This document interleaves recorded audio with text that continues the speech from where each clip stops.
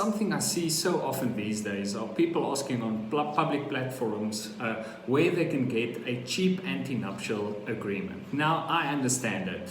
Wedding day costs a lot of money. That's the last thing that you want to talk about and give money on at this point. But that is the worst way, I would think, of finding an attorney to assist you with something. If you're going to make a decision and this decision is going to impact the whole of your life, it's a financial decision that you make once, you are young, most probably young, and you do not necessarily have all the information and everything, and you want to go for the cheapest attorney,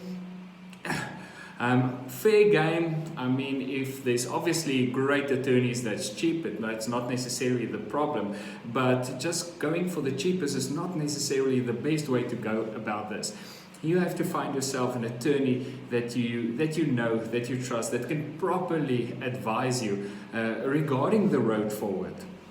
If you make this decision whether to get an antenuptial agreement or not, and whether you will be married then with accrual or without, to change that will probably cost you upwards of 50,000 Rand. So that's a decision that's going to stay with you. So make sure that you get the knowledge. Rather ask for a great attorney that can assist you, that guides you through all the different marital regimes, the pros, the cons, that educates you, that empowers you. Because it's all now love and roses and you're smiling, but one day the reality is you might get a divorce, and if you make the wrong decision now, it is going to be a nightmare on that day.